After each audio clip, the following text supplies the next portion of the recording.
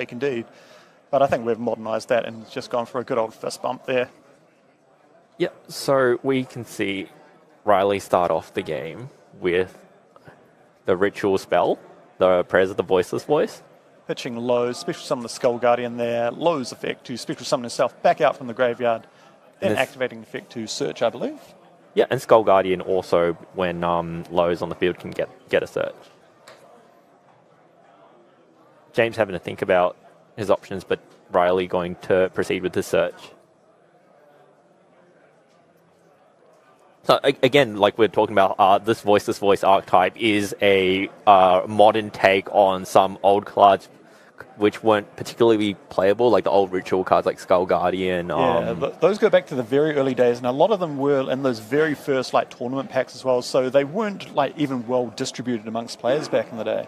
Yeah, and now like it's really cool to see it become an archetype that people love so much. So Lowe was able to place Radiance of the Voiceless Voice into Spell and Trap Zone. It serves as a point of interaction, being able to destroy a number of cards equal to the number of light ritual monsters, Warrior and Dragon.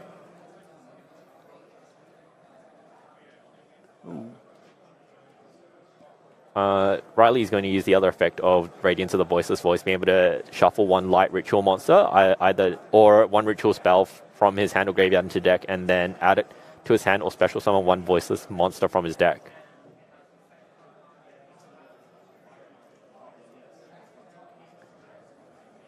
There you go, and there is special summoning out the old man there. I believe that is a retrain of the ritual monster Soravis, Dragon Sage of the Voiceless Voice. So it can be special summoned by shuffling 2 spells from the hand or graveyard into deck, including a ritual spell. And when your opponent activates a card or effect, you can return it from the field to hand to special summon one light ritual monster, warrior, or dragon from your hand or deck, but shuffle into the deck during the end phase. They generally like to summon the ritual version, the one that you said was just retrained, Soravis the Ancient and Descended, which is able to respond to a special summon which is not started, which was not an effect to special summon. Even in the hand as well, Soravis has like great utility, being able to turn off targeting effects. Yep. So it can discard itself to protect a monster from being targeted. So it looks like there's a Blessing of the Voiceless Voice played, so you can target one of your Voiceless Voice cards that are banished or in the graveyard, add it to your hand. If a non-ritual monster is normal special summon face up, you can ritual summon one light ritual monster and it cannot be destroyed by battle. So it sort of plays like the field spell that Floowandereeze had that we saw last turn. So we see a face down from Riley there before passing play to James. It's reasonable to assume that these set cards are like cards like Infinite Impermanence, which have utility going first and second. So James, being a very well-versed player, is likely to be able to expect this.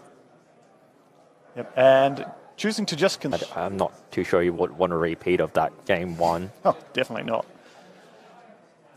There we go, Frightfur Patchwork coming down. Just going to add to him the Edge Chain and a Polymerization.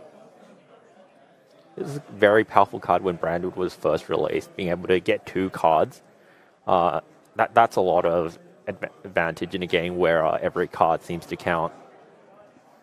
It's a branded fusion as well, so now he knows that Riley doesn't have an Ash Blossom. He's able to activate 2 very powerful spells. Yeah, exactly, and not even like a Droll and Lockbird as well, because that would have been immediately dropped after that Patchwork resolved. So we're going to see the Fallen of Albaz for sure.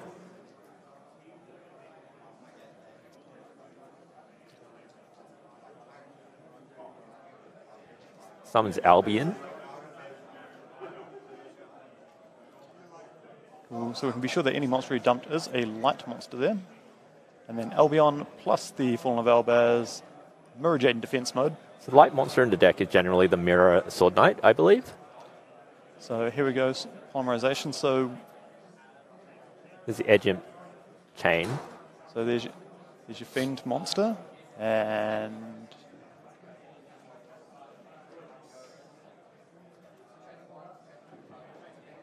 he's going to summon Baphomet, the King, I believe. Is that Baphomet?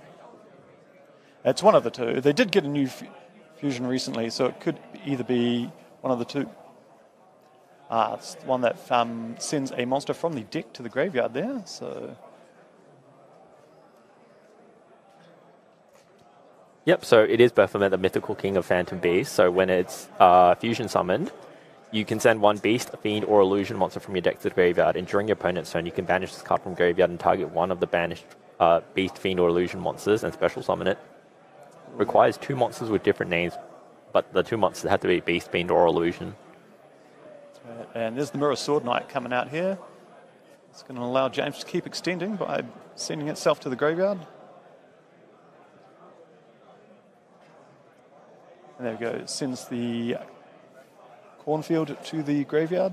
Cornfield Kotor, if this card battles a monster, neither can be destroyed by battle.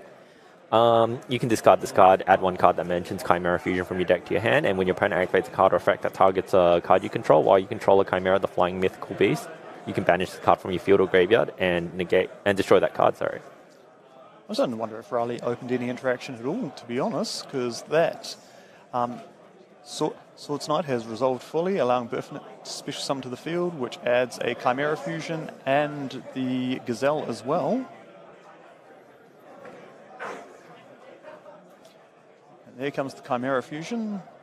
A quick play fusion spell.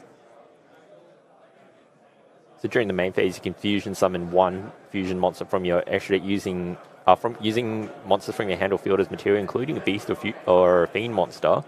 And during your main phase, if the card's in your graveyard and you have a Chimera, the flying mythical beast, on your field or in your graveyard, you can either add it to your hand or banish this card and special summon both 1 Gazelle, the king of mythical beasts, and 1 Baphomet from your deck or graveyard. So we special summon another Swords Knight, which is going to give James even more interactions next turn. And then he special summons the Illusion Magician. Yeah, that's a relatively newer card, so Nightmare Apprentice, was Nightmare Apprentice, that's the one. one. So you can special summon this card by discarding 1 card. You can only special summon it once per turn this way, and if it battles a monster, neither can be destroyed by battle. If this card is normal special summon, you can add 1 illusion monster from your deck to your hand. Great, and that's added the new Diabeels, the original Sinkeeper, to his hand. This has got a great effect. It's almost very similar to a one-sided anti-spell fragrance as well. So your opponent being able to, they must set spell and trap cards before activating them. So any quick play spells or traps, not going to be able to get their effect on their turn, unfortunately. And then as well as if a spell trap becomes set on the field while this card is in the monster zone, you can target 1 card your opponent controls and 1 card you control and destroy them. So potential to take out any sort of relative spell there. So you can see that he has a field of several monsters. It's going to be very challenging for Voiceless Voice to be able to navigate through this field. We can see there's a Mirror Jade, there's the Chimera. The Chimera, the king of Phantom Beasts, it's always considered Chimera, the flying mythical beast, while it's on the field or in the graveyard. If it's fusion summon, you can send 1 random card from your opponent's hand to the graveyard. So we saw that send the trap card, the Radiance. And during your opponent's turn, you can banish this card from your graveyard and then target 1 beast, fiend, or illusion monster in your graveyard and special summon it. Yeah, so this is a very sticky board indeed. We can almost guarantee that one of James's face-down spell or traps is the Chimera Fusion. Once again, go for another fusion summon there, as well as all his interaction in the graveyard as well. The Mirror Knight has already been fired off, special summoning another Baphomet, I believe. And then, adding another beast, most likely a Gazelle and a Chimera Fusion there. Just giving him even more fuel to go fusion summoning on Riley's turn there. So both these games we were able to see that the starting player was able to successfully resolve their engine cards. So it's good to see that both players have had an opportunity to showcase their deck. Yeah, indeed. I'm wondering here if we're going to see Riley taking a couple of points from James's plays game 1 and just scooping immediately, but no, he's deciding to push through here. That's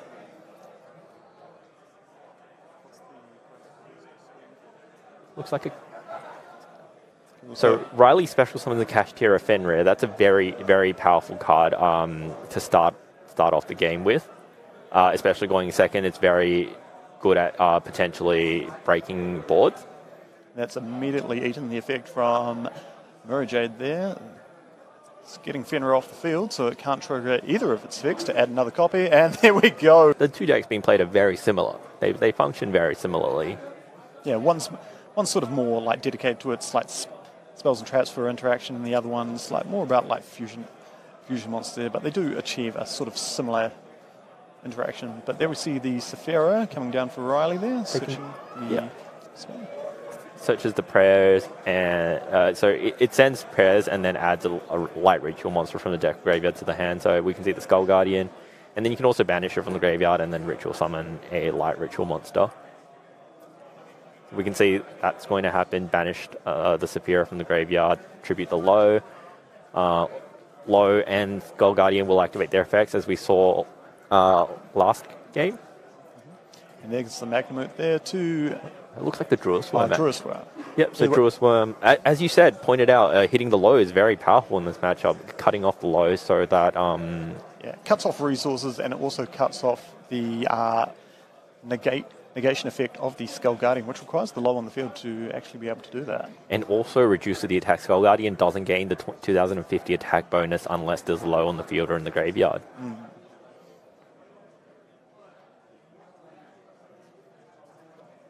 Druid Swarm also having that bonus where when Druid Swarm is destroyed, you get to destroy a special summon monster, I believe. It doesn't even need to be destroyed. It can just go to the graveyard for any reason, as long as it leaves the field. That's also going to be a very tough card for Riley to try and get rid of. It's a barrier and a low. So Riley really setting up into this duel here.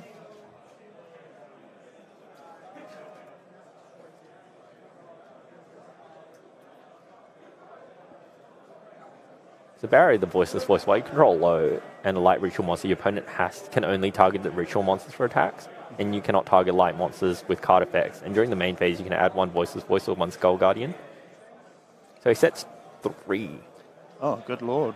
Good luck, James. Yeah. That effect of having to attack the ritual monster, that's very important, because I believe low only has a paltry 50 attack there. It's going to be... On the other hand, now that there is a low, the Skull Guardian will have 4,100 attack. And there we see he did indeed bring Drolan Lockbird into this game. He said this is going to be very challenging for James to be able to navigate through without any more additions from his deck to his hand. And as you pointed out, the Chimera deck does a lot of that. So it's not only dealing with the field now, he's dealing with the fact that he can't add any resources from his deck to his hand anymore. James does play a Call by the Grave, but I don't believe he has it. So we would have seen that come down with quickness indeed, but he does normal summon the Mirror Sword Knight. Yep, so the Mirror Sword Knight. Contribute this card special summon one monster from your deck that mentions Chimera Fusion or Mirror Sword Knight. No way. He did not just Solemn Judgment the normal summon of Mirror Sword Knight. He did indeed. He paid 4,000 life points to cut off his opponent. And now James doesn't have his normal summon. He doesn't have his Drolan Lockbird. He doesn't have a way to search through his deck. All he has is Druid Swarm. He has a Polymerization. And if Riley has a Dimensional Barrier, it's going to be very rough for James. Here we go. Polymerization. It's going to fuse into... Is Riley still thinking about his response? I think so. I think he's considering about whether just straight up negating it. He allows it. Yep, he allows it. And Guardian... Is that Guardian Chimera, or did he go for one of the other fusion summons there?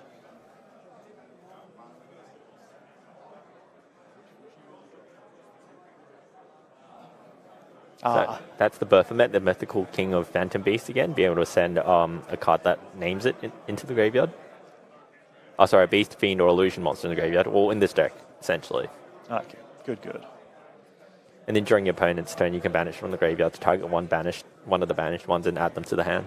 So perhaps this is a workaround for James, being able to send his resources to the graveyard and being able to add them or special summon them from the grave back to the field there.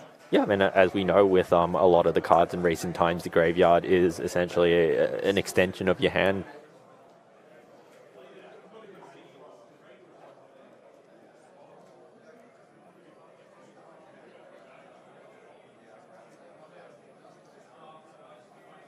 Yep, Riley just reading out all the cards to make sure he's on top of the effects. So when a monster your opponent controls activates this effect, you can banish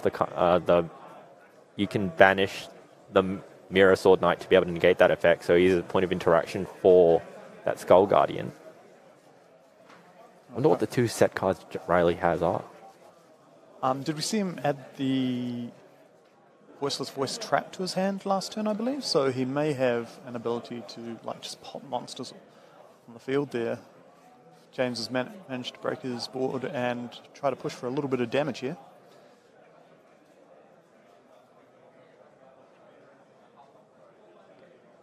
James is taking another read of the Skull Guardian to make sure he understands how it interacts with his cards.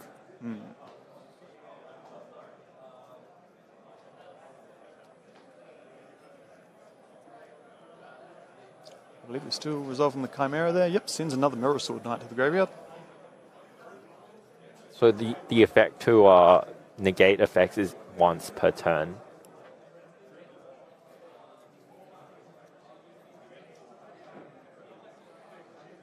Yeah, so if James is able to break this board and survive out another turn, that's going to be really important going back into Riley's turn there. Let's see. Is that a Talents there? Triple Tactics Talents.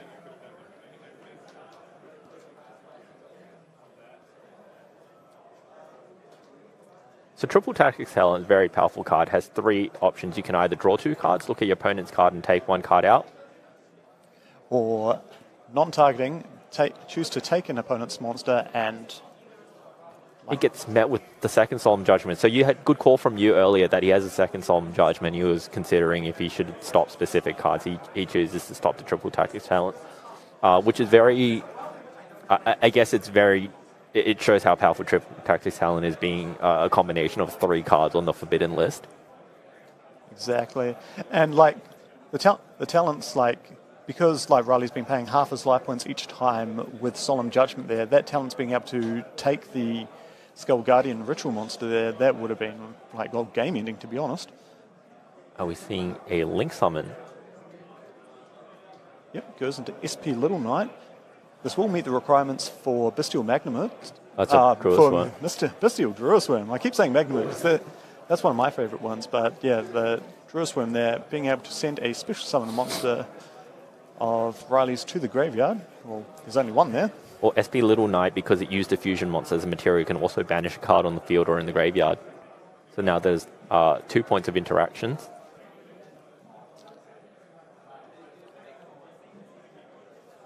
James going to the tank here, wondering how he's going to be resolving his effects. It's down to the wire with your opponent on 2,000 life points in Game 3. He might just be finding his way to close out the game.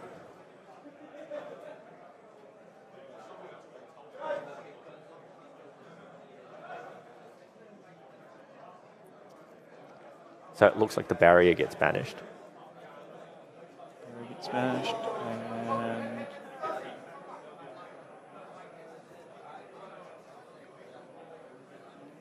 there you go. There's the Voiceless Voice trap card there. So this looks like he's going to have to try and get rid of the SP Little Knight off the field. Yep, so you can target cards your opponent controls up to the number of light ritual monsters, so that being 1, and then you destroy them both and this card.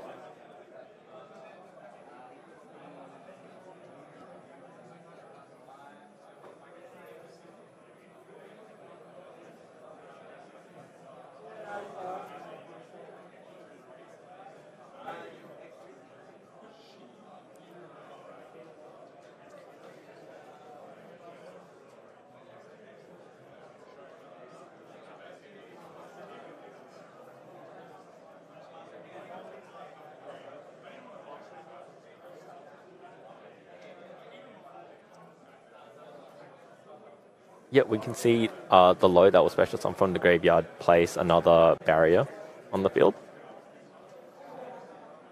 So it looks like Riley didn't use the destruction effect. Here's the other effect of Radiance to be able to shuffle 1 light ritual monster back to the hand and special summon the low. And then low will place another barrier back into the spell and trap zone. So now you can only target the ritual monsters for attack again. So it's almost like James didn't do anything with that SP Little Knight now. He sets a card and he passes not being able to attack into that low, not have enough attack points to attack over Skull Guardian. Riley draws, and without even looking at the card he drew, he's thinking about what options he has now, and then he'll think about what options he has once he sees the card he drew. Exactly. So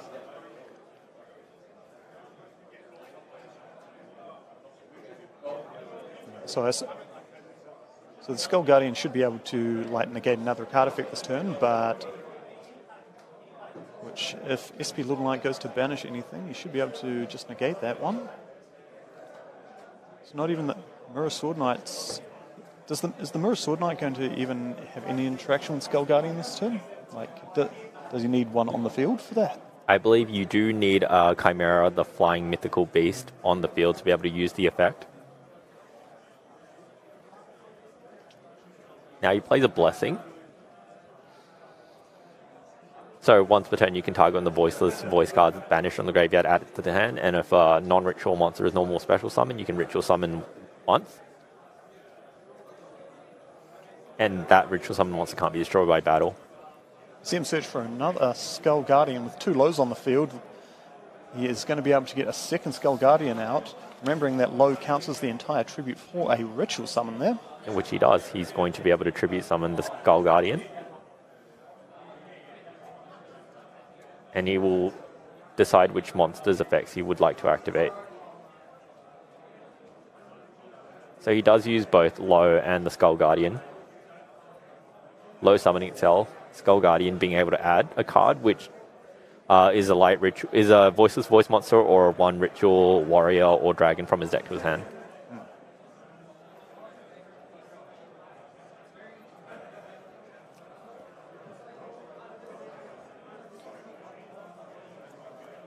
I believe that's the Odd Eyes ritual monster that has been summoned out now, or added to his hand at least.